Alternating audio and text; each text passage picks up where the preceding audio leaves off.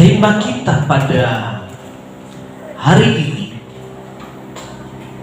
berbicara tentang menyelesaikan amanat Allah. Sebagaimana yang firman Tuhan katakan di dalam Matius 28, 19-20. Karena itu pergilah, jadikanlah semua bangsa muridku, dan baptislah mereka dalam nama Bapa, Anak, dan Roh Kudus, dan ajarlah mereka melakukan segala sesuatu yang telah kuperintahkan kepadamu.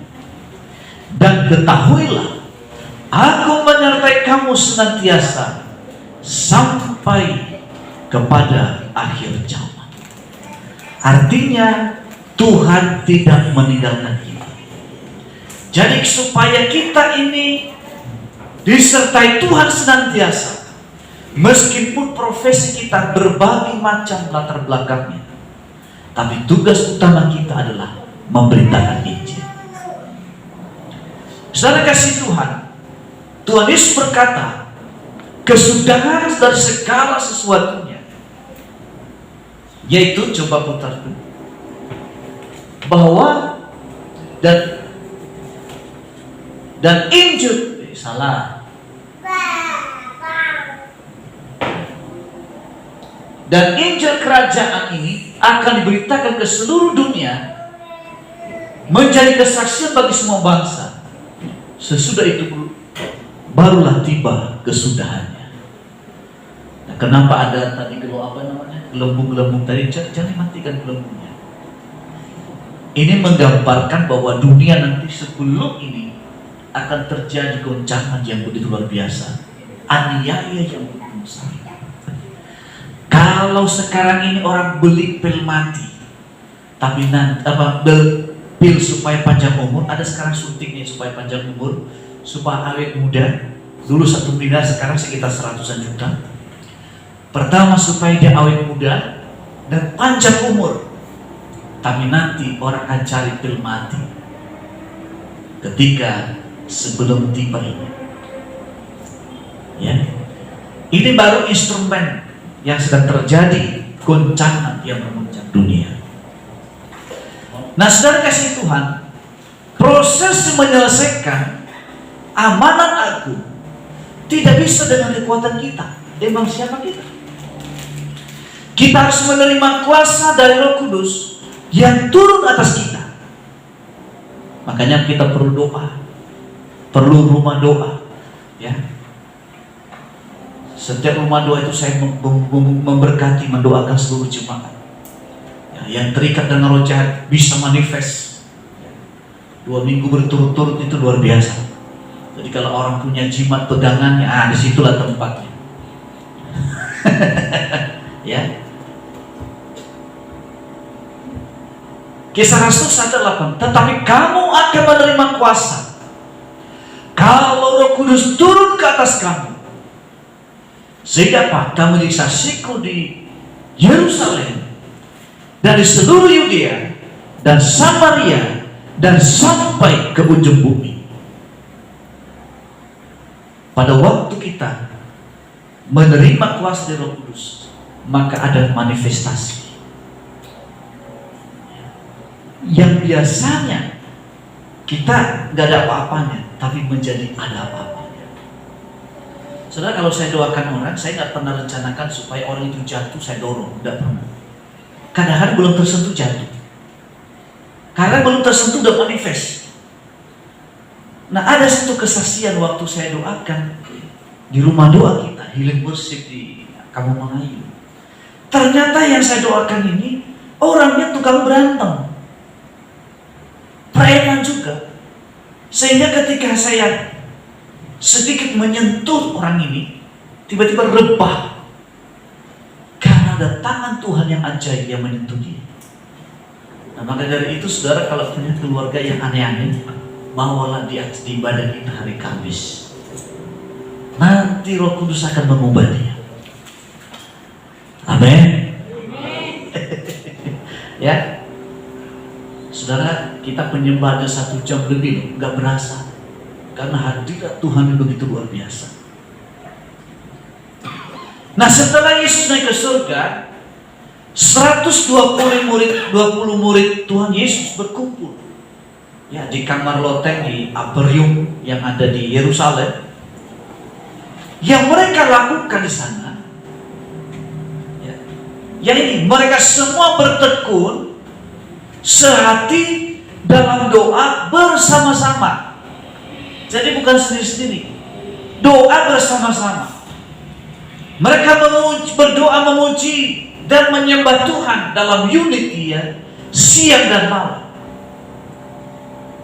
Yang berbicara tentang apa? Restorasi Pondok Daud. Apa itu Pondok Daud?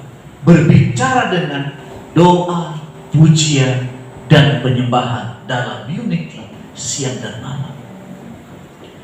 Nah, waktu seseorang menaikkan doa, pujian, penyembahan, artinya kita sedang membiarkan Tuhan hadir, berkuasa, memerintah dalam kehidupan kita. Jadi kalau ada goncangan dalam keluarga, ya apalah jalan dalam ekonomi, yang kebanyakan kita rata-rata ekonomi hari-hari ini. Betul nggak?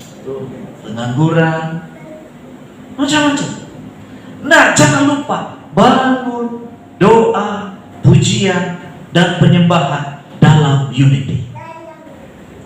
Saya berharap suami istri tidak berantem karena ekonomi. Amin Bapak Ibu. Tapi justru dalam kekurangan itu kita harus unity dalam doa, pujian, dan penyembahan. Waktu kita bersama-sama doa, pujian, penyembahan, Tuhan hadir. Waktu Tuhan hadir, Alkitab berkata, minta apa saja Tuhan akan beri. Dan yang pertama Tuhan berikan adalah Tuhan berikan Roh Kudus. Dan Roh Kudus itu memberikan kita kuasa. Engkau bisa perintahkan berkati, berkat turun. Pintu yang tertutup terbukalah. Waktu Musa menerima kuasa, dia hanya mengangkat tongkatnya. Laut terberaung, terbelah. Hanya dia mengangkat tongkatnya, padang gurun justru berubah menjadi tempat mukjizat.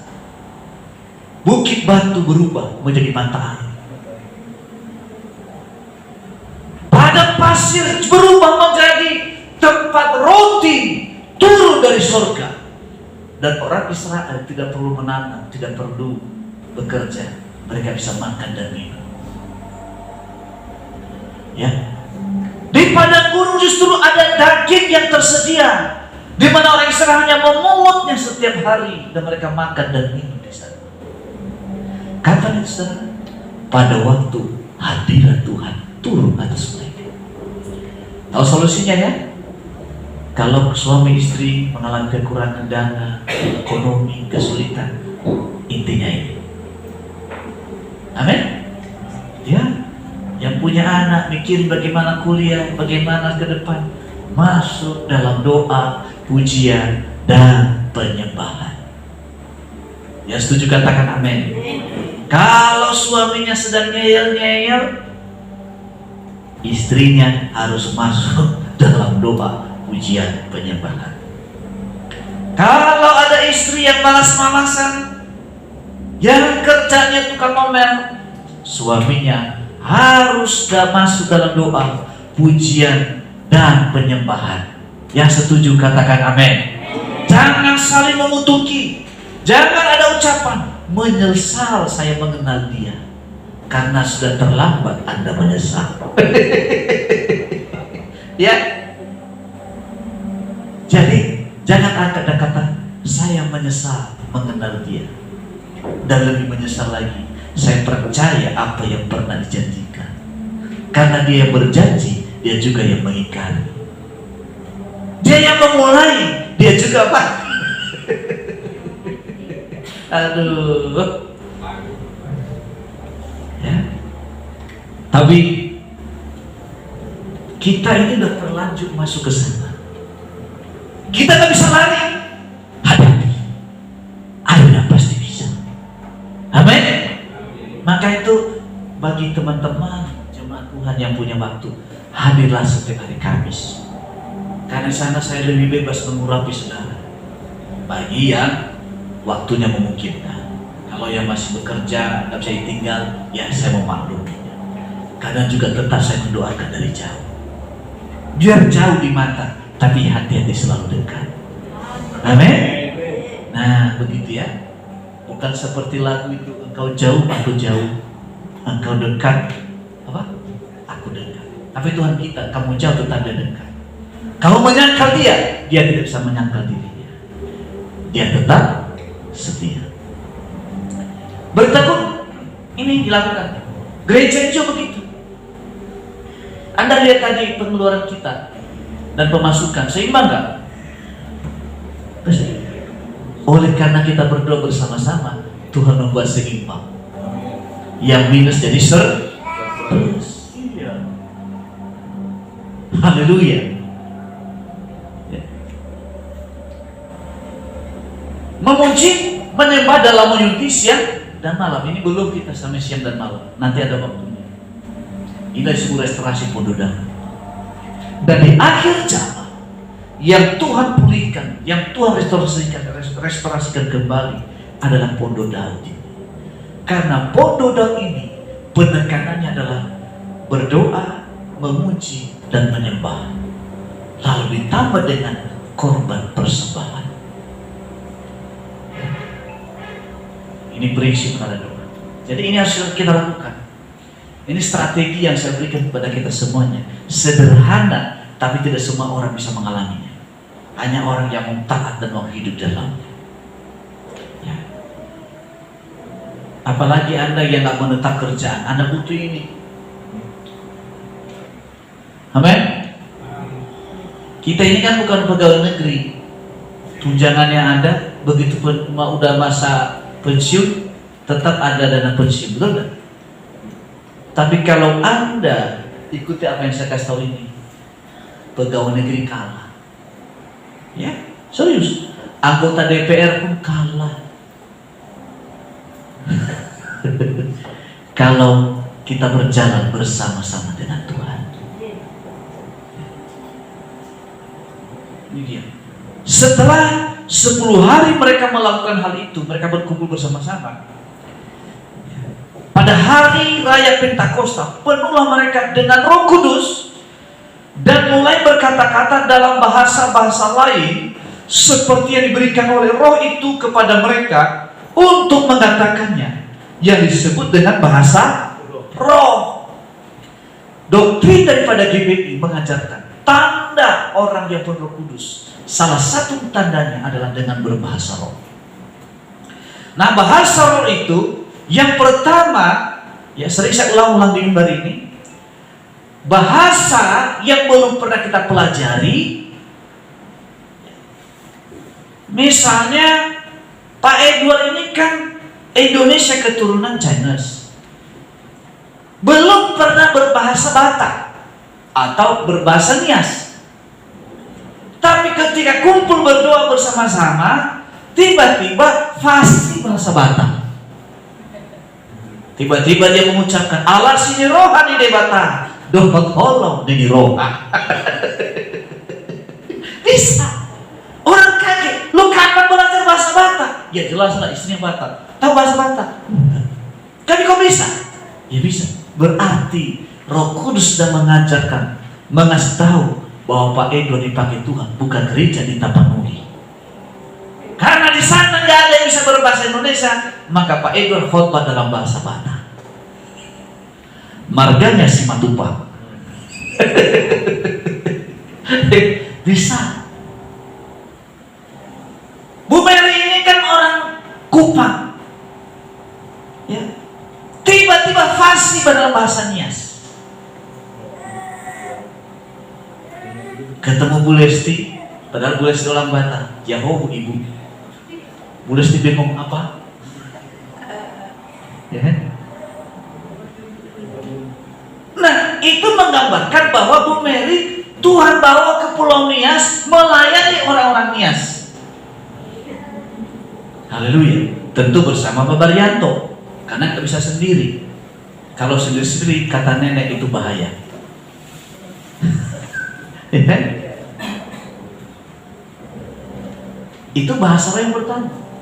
Tapi bahasa roh yang kedua, bahasa yang tidak dimengerti oleh siapapun. Ya, sering saya berdoa dari mimbar ini dalam bahasa. Ya, saudara, kadang-kadang saya berdoa, nggak bisa mengucapkan kepada Tuhan bahasa roh. Oh, Rabbasya Allah Fatahaya Rabbasya. Tiba-tiba inspirasi dari Tuhan datang. Tiba-tiba itu pewahyuan terbuka. Apa yang tidak pernah saya pikirkan, itu terbuka ke sana. Ya. Anda akan pasti punya pengalaman pribadi dengan Roh Kudus. Kalau kita dipenuhi oleh Roh Kudus. Ya. Nah, apa yang terjadi setelah murid-murid Tuhan Yesus dipenuhi oleh Roh Kudus? Yang pertama, saudara, tadi sudah berbahasa roh. Petrus berkhotbah. Saya tambahin Petrusia. Ya, berkhotbah sekitar 5 menit dan kira-kira 3.000 orang bertobat dan dibaptis. Pada waktu itu penduduk dunia, kelihatan nggak di belakang ini? Penduduk dunia itu 225 juta.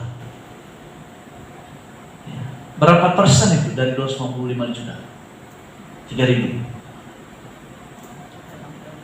Berapa? Yang jago hitung-hitungan, Bu Lesti biasanya jago hitung-hitungan. Hah?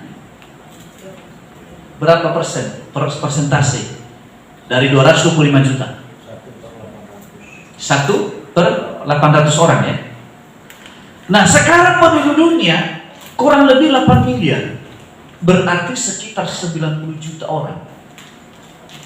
Hah? Iya. Betul? Betul ya? Jadi akan tiba waktunya Pak Edward khotbah 5 menit, 90 juta orang bertobat. Amin? Bisa enggak? Bisa. Ya sudah tahu. Bang James tiba-tiba khotbah di Padang. Orang Padang mayoritas kan? Tiba-tiba satu gereja berdiri. Kenapa? Pengkhotbahnya 5 menit. Bang James khotbah 5 menit dalam bahasa Padang. Karena dengan tiba-tiba gereja kita berdiri kota Padang. Haleluya. Belum pernah ada gereja 90 juta.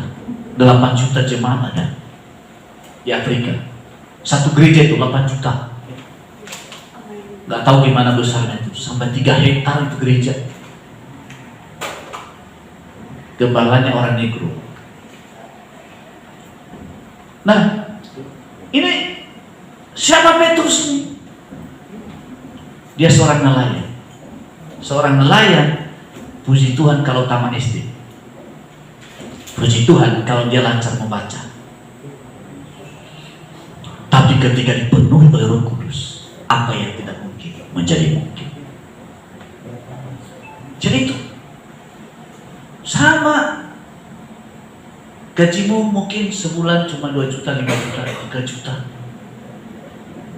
Tapi kalau Roh Kudus turun atas, Tuhan bisa mengubah 5 juta itu bisa 30 juta, bisa 50 juta, bisa 100 juta, bisa 1 miliar. Suka-sukanya Tuhan. Maka dari itu minta Roh Kudus.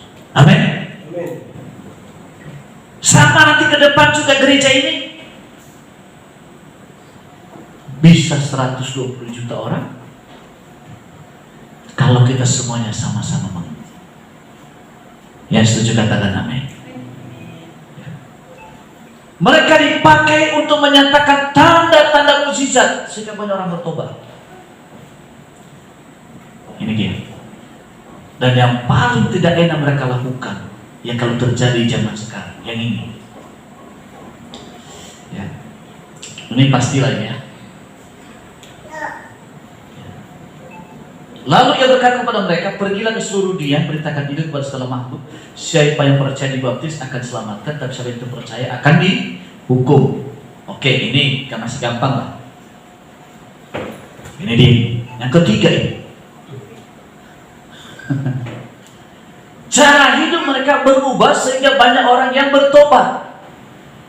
Pertama, bertekun dalam pengajaran rasul-rasul, ya, bersekutu. Mereka suka baca Alkitab. Ayo, yang suka baca Alkitab coba angkat tangan. Yang baca Alkitab sampai hari ini? Hah? Jangan setengah tiang. Rutin. 1, 2, 3, 4.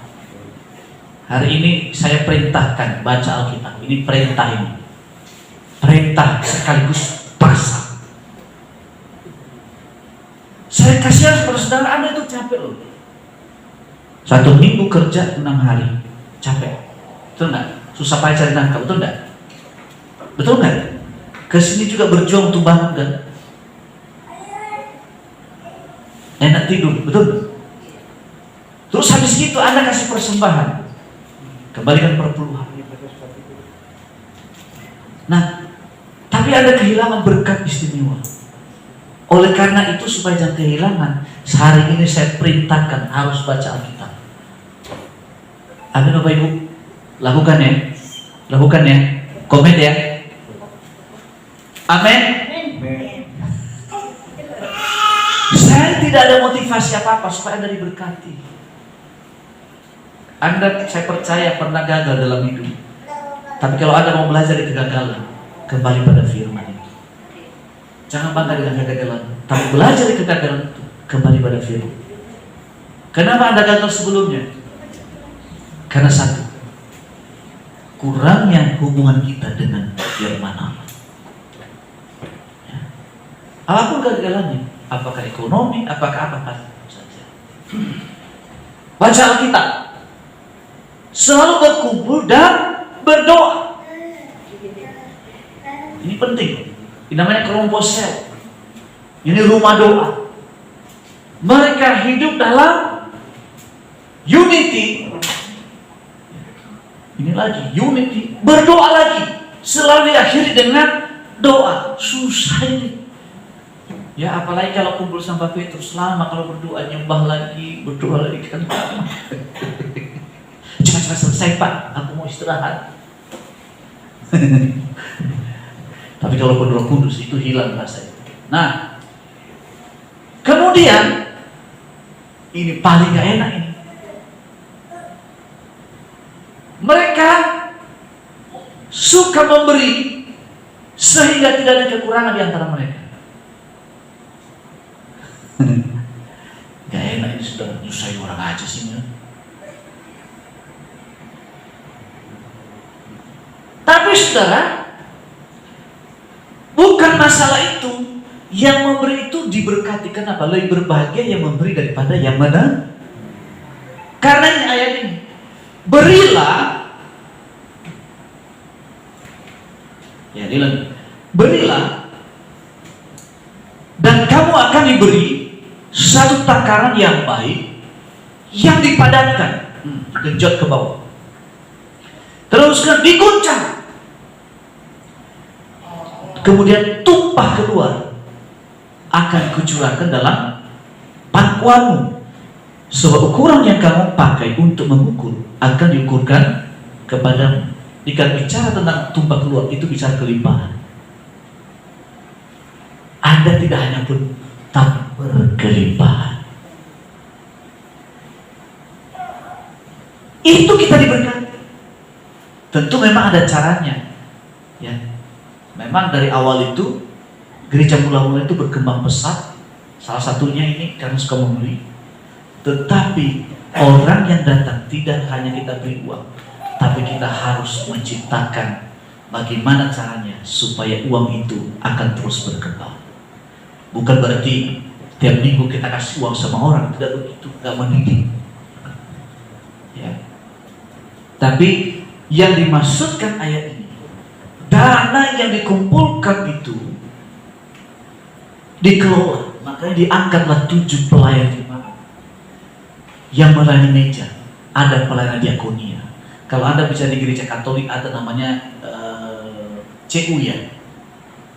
CU itu seperti koperasi, kita invest dana ke dalam, koperasi mengelola, Ya, kalau misalnya 1 juta bisa berkembang 10 juta, diberikan kepada kita untuk kita kelola usaha lagi. Kalau yang bersangkutan itu uangnya itu nggak sempat diambil, udah meninggal, anak-anak yang menerima warisan itu. Itu salah satunya. Tahu CU nggak? Nah, yang mantan Katolik pasti tahu. Tahu nggak CU? Tahu ya? Nah, pernah minjam. Nah, kita ada, itu namanya koperasi. GBI juga ada koperasi. Tapi ini dikelola dengan baik, ya, supaya orang yang menginvestasi dananya berkembang, sampai dia mikir mau usaha apa. Nah, ini yang dimaksud mereka tidak pernah kekurangan. Karena apa? Ada modal yang dikelola oleh gereja, dan jemaat juga antusias. Mereka tidak punya jiwa pengemis, tapi jiwa pejuang. Nah, gereja yang membentuk. Paham maksud saya? Jadi saudara, persembahan yang Anda berikan di perpuluhan itu, saya dipercaya Tuhan mengelola sebagai gembala. Salah satunya operasional gereja kita, ibadah minggu. Dan kadang-kadang kita perlu memberkati, ya jemaat, Pak, saya mau ke gereja, tapi ada kendala sedikit. Bisa. Maka dengan itu. Tapi kalau masih kurang, pasti Tuhan berkati dengan cara yang berbeda. Makanya surplus kita tadi. Surplus kita berapa? Berapa juta tadi? Hah? Surplus. Saya nggak pakai kata minus. Surplus. Amin. Amin. Ucapan itu doa. Amin. Ya. Selalu bergembira dengan tulus hati sambil memuji Allah. Nggak ada yang tukang gosip, ya. Nggak ada yang tukang ngambek. Pak Petrus lupa salam dia. Pak Petrus saya terima nama saya. Ya. Ya. Hidup dengan tulus hati, hidup sebagai orang yang berintegritas. Tahu integritas? Ketemu, ya di depan sama, di belakang sama, itu disebut integritas. Tidak ada yang bermuka dua. Yang disebut lagu, lain di hati, lain di bibir. Lagu-lagu 90-an itu. Jadi apa yang di mulut sama dengan yang di hati. Kalau senyumnya manis di depan, di dalam hatinya juga tetap tersenyumnya manis. Itu namanya orang yang tulus. Nah, perubahan yang terjadi dalam hidup jemaat ini membuat banyak orang bertobat. Luar biasa ya, jemaat GBI Komando itu luar biasa.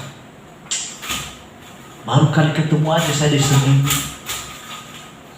Habis disenyumkan, dia menyapa. Habis menyapa saya, disalamnya saya. Hebat. Dan dari mulut ke mulut, gereja sana itu luar biasa. Ya. Dalam kerohanian orang suci, baca Alkitab, suka berdoa. Ya. Mereka artinya mau unity gitu loh. Orang yang paling susah unity itu orang yang tukang komplain aja, semua salah di matanya. Nah, ini yang dominan di mata kebanyakan begitu.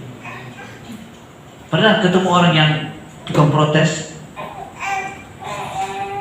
Karena dominannya di mata.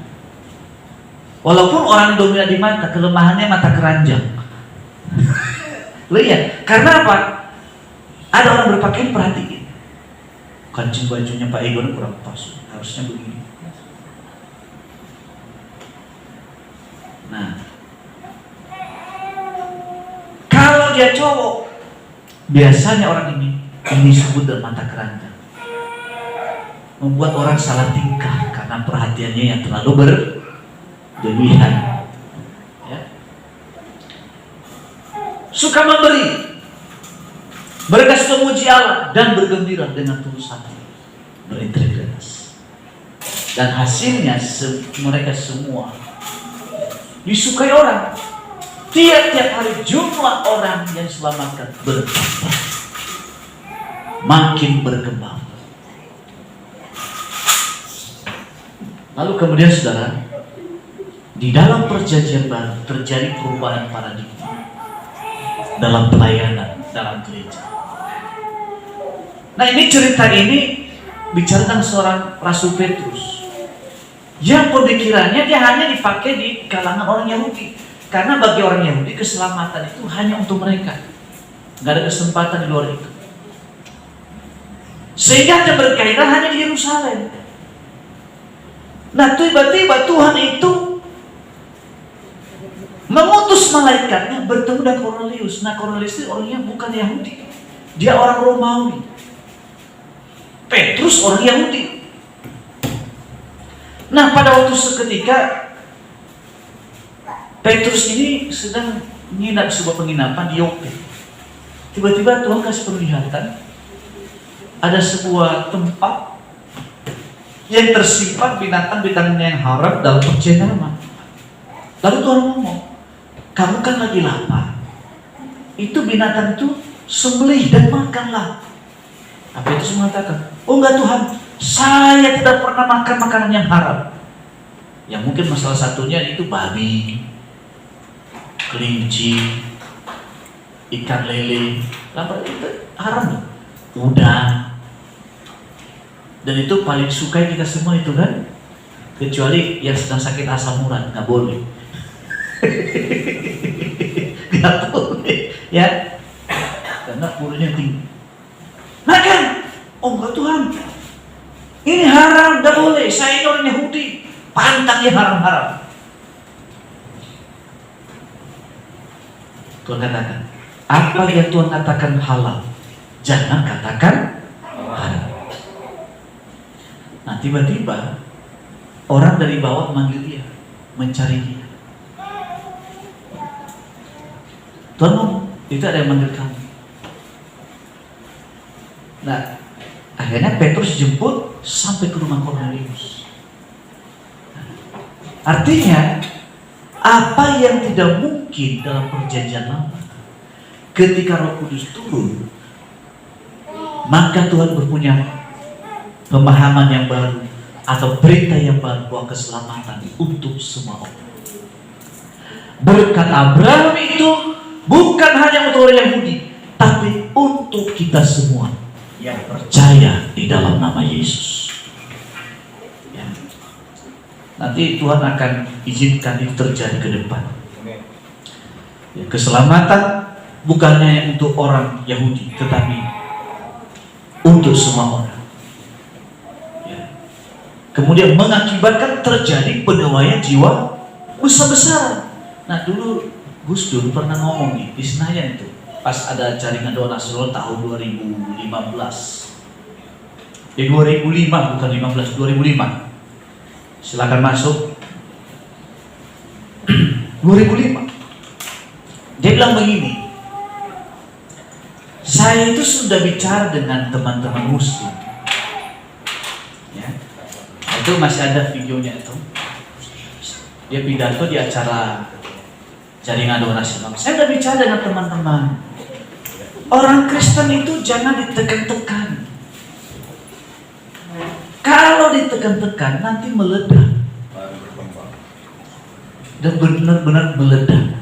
Sekarang penduduk, menurut data ya, penduduk Kristen, baik itu Protestan, Katolik, Bala Keselamatan, Advent kali satu kan Dimas, itu sudah masuki 40 juta dari 273 juta penduduk Indonesia. Dari 10%, kalau 10% berarti kali kurang lebih 20 juta ya, naik 100%. Dan pembangunan gereja sekarang Indonesia, meskipun ya, ini data ya, sudah memasuki 200% perkembangannya. Meskipun banyak penyesat, tapi penyesat juga banyak. Ada Kristen progresif, ada yang mengajarkan pribadi Allah Tritunggal, dan lain sebagainya. tapi perkembangan gereja makin berkembang. Waktu itu saudara, aniaya besar terjadi di Yerusalem. Dan yang tinggal di Yerusalem hanya para rasul, seluruh jemaat diobrah-abrik. Dan di situ terjadi penuaian jiwa berlaksa-laksa. Nah, pola penuaian kali ini saudara, di akhir zaman ini, yaitu apa? Pola dengan apa? Prinsip restorasi pondok Daud. Prinsip menara doa. Gereja tanpa doa itu seperti makanan tanpa garam. Anda boleh punya bumbu apapun, bahkan daging yang Anda sukai, tapi tanpa garam rasanya hambar. Gerejanya kalau nggak punya doa, nggak bisa memuji, hambar. Saya khotbah dengan enak ini, dengan enteng, karena apa? Pujian penyembahan tadi bagus. Beda kan kalau lagi pujian penyembahannya apa namanya itu, bersalah-salahan. Tapi karena ada latihan, ada persiapan, lebih enak, lebih mantap. Nah, saya cepat aja ya. Nah, tahun 2033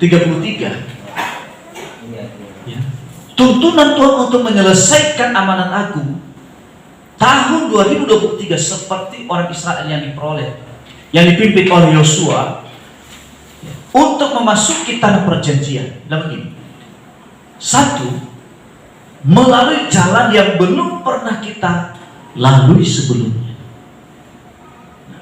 Ini kita kagak bisa kalau kita tidak punya hubungan dekat dengan Tuhan.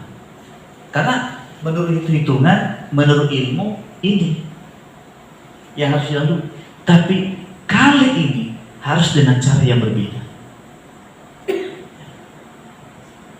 Ketika orang Israel masuk ke tanah Kanaan, mereka merebut kota Yeriko. Lazimnya kalau orang perang, hancurkan itu tembok, betul nggak? Betul nggak? Supaya bisa ketemu musuh, habis. Ini tidak. Mereka semua berdiam diri 7 hari. Mereka kelilingi tembok Yeriko. Mereka diam. Dan ke hari yang ke-7, Tuhan perintahkan tiup sangkakala, tiup shofar. Waktu mereka tiup shofar, tembok Yeriko itu roboh tanpa tangan manusia. Nah, ini beda. Lalu kemudian Alkitab menuliskan matahari berhenti. Kalau secara ilmu pengetahuan alam, itu matahari itu tidak bergerak. Betul nggak? Yang bergerak bumi kan? Betul nggak? Benar atau salah sih? Nah, secara ilmu pengetahuan, kalau bumi berhenti, kan bahaya juga ya. Hah? Hah? Kenapa? Kiamat kalau berhenti ya. Iya. Nah, tapi Alkitab mengatakan matahari berhenti. Nah, kalau pandangan saya begini, ini matahari, ini bumi. Ini bumi ya, ini bumi. Waktu terjadi perang itu terjadi badai matahari. Waktu terjadi badai matahari, matahari itu mengelilingi apa? Terangnya mengelilingi bumi. Sehingga apa? Tidak ada kegelapan. Pandangan saya, bisa ini terjadi dengan cara apa? Terjadi badai matahari. Bisa nggak seperti itu, Pak? Bisa atau kecil kemungkinan ya. Ya, pokoknya apapun itu suka-sukanya Tuhan. Yang pas waktu itu mereka berperang, matahari tidak terbenam. Apakah bumi ini yang berhenti? Apakah badai matahari? Saya tidak tahu. Artinya sebelum selesai tugas, Tuhan tidak meninggalkan kita. Artinya Tuhan bekerja dengan tuntas. Yang tidak biasa itu terjadi. Kemudian dituntun oleh tabut. Tabut perjanjian ini berbicara hadirat Tuhan. Jadi kita ini tidak boleh jauh dari hadirat Tuhan. Lalu kemudian jarak tabut Allah dengan orang Israel mengikutinya harus 2000 hasta. Ini cukup jauh. Tidak boleh terlalu dekat, tidak boleh juga terlalu jauh. Kalau orang terlalu dekat, itulah orang yang fanatis. Semua orang masuk neraka, dia emang penghuni surga. Sering ketemu orang fanatis seperti itu kan? Ya enggak? Semua najis orang di matanya. Mau salaman dengan beda orang aja gak berani. Nah itu namanya orang terlalu saleh. Tapi ada cara. Artinya begini, hidup ini harus seimbang. Anda boleh fanatik dengan Tuhan, tapi tugasmu juga hubungan nama disebut horizontal. Kasih kepada Allah harus menyala, tapi juga kepada sang manusia. Di situ manifestasinya terbukti dengan apa? Sikap kita dengan orang harus punya sifat keramahan. Kemudian menguduskan diri. Kekudusan itu kita bisa memilih. Kita juga bisa memilih sembarangan. Nah ini Asia ya. Meresponi tentang amanat agung itu. Ini diadakan nanti di SICC. Kemarin kami dari sana. Yang hadir itu 200 negara seluruh dunia. Diadakan di SICC. Di mana nanti generasi Yeremia itu akan lahir. Nanti ke depan anak-anak muda, anak-anak saya doakan generasi kita. Ya. Nanti habis perjamuan kudusnya saya doakan anak-anak dan anak-anak pelajar, karena mereka generasi penerus daripada bangsa kita dan gereja Tuhan. Nah ini 15 Maret ada satu pesan bagi seorang hamba Tuhan. Dan ini kita akan memasuki kebangunan rohani tahap yang berikutnya, yang berarti tahap yang terakhir. Ini satu hamba Tuhan. Lalu 16 Maret selanjutnya dapat konfirmasi dari nubuatan James, bukan Pak James ya. Ini James W. Gould, bukan pemain bola. Yaitu bahwa sekarang kebangunan rohani yang besar dan kebangkitan generasi anak-anak muda sudah dimulai. Oleh karena itu, ke depan ini setiap minggu nanti sebelum mulai ibadah, kalau bisa yang punya anak cepat datang. Anak-anak muda, saya doakan terlebih dahulu mereka, baru ibadah kita mulai. Amin. Gereja yang sehat itu kalau melahirkan generasi muda. Ini kan bakal tua ini. Ya bakal tua. Hah? Belum tua. Nah, tapi kalau yang tua-tua semua di gereja, artinya gereja itu belum sehat. Nah, kita termasuk sehat. Yang perlu kita lipat gandakan. Pertama, ada generasi yang sudah tua. Ada ibu di belakang yang di atas 60-an ya. Ada yang 50-an. Pak Baryanto 50 ada. Ada yang 40-an, yang kayak saya termasuk 40-an lebih. Di bawah 40-an juga ada. Di bawah 1 tahun ada. Joy. Berarti gereja ini termasuk sehat. Yang kita perlukan itu pelipat gandaan. Di bawah 30 tahun ada. Ini yang 2 ini. Oh, Kaniwa juga termasuk ya? Iya. Masih di bawah 30. Di bawah 20 ada Chelsea. Di bawah 10 tahun siapa? Ada anak Pak Semer. Di bawah 1 tahun juga ada. Nah, yang sekarang kita perlu tingkatkan pelipat gandaan. Ya. Jadi saudara, nanti generasi kita 10 tahun ke depan wajah saya, Pak Edward, Pak apa udah beda lagi. Lagi bener, jangan merasa kamu paling apa itu umur. Seganteng apapun kamu tetap aja tua. Secantik apapun tetap tua. Ya. Biar hari ini seger, keren. Tunggu aja berapa tahun, tetap peot. Tapi kita bangga melihat generasi muda yang bangkit. Ya. Saya nggak nyangka juga, saya punya anak seperti Chelsea secantik ini. Udah gede, udah gadis. Ya. Kadang-kadang saya juga senang. Ya. Makin tambah usia saya, makin senang melihat anak-anak. Nah itu namanya artinya kita harus menyadari, jangan merasa udah kerja udah tua tapi merasa masih umur 19 tahun, pakaiannya kayak anak 19 tahun, pecicing.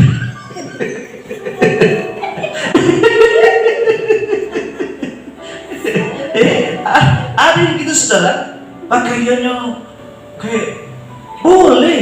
Saya juga senang berpakaian yang keren. Saya kalau berpakaian lumayan keren juga, walaupun nggak berlebihan. Tapi nggak usah rambut dijamburin ke atas, ya caca kayak orang Korea gitu. Anda tahu nggak rambut? Kenapa diambil itu rambut itu? Bentuk rambut orang Korea itu ada jambul di depan. Itu terinspirasi dari monyet. Serius betul, ini serius benar. Beneran. Terinspirasi dari monyet. Saya sedang nggak bercanda, betul serius. Coba cari datanya. Itu terinspirasi tukang apa namanya itu? Apa istilahnya kalau tukang rias ya? Tukang rias atau apa namanya itu? Hah? Itu terinspirasi model rambut diambil dari monyet. Dan itu mendunia sampai Indonesia. Bayangkan yang tua-tua juga ikutan. Ya sudah tuh. Ya kan? Tapi boleh, tapi jangan berlebihan. Bukan nggak boleh ya? Boleh. Tapi nggak usah terlalu berlebihan. Cuma misalnya kayak Bang Sahabat pakai anak-anak 19 tahun, nggak cocok. Orang melihatnya risih. Ya kan? Coba saya ikuti gaya bahasa anak sekarang ini. Saya didekin. Ya, padahal orang ngomong ya malu Pak, anak segede dirinya. Saya lihat di TikTok sekarang umur 50-an, 20 tahun. Nah, saya kan ngelihat gaya anak-anak muda. Ini ada juga ngikuti gaya anak muda. Tapi karena saya kenal orang jadi risih saya ngelihat. Bahkan juga masuk di beranda saya. Ini umurnya udah hampir 60. Mengaku diri masih bujangan. Padahal anaknya udah lebih gede daripada dirinya. Ini ada loh, di sini nggak ada. Jamal Gibi Kemado tuh amat, bener-bener. Nah ini namanya nggak tahu diri. Akhirnya saya komen, Om, sejak kapan masih single? Nah, ya. Jadi kalau Anda pengen bergaul dengan anak-anak muda, menjiwai, nggak harus Anda merubah penampilan Anda seperti ya penampilan Chelsea, penampilan Steve, nggak perlu. Itu nggak penting, justru norak kelihatannya.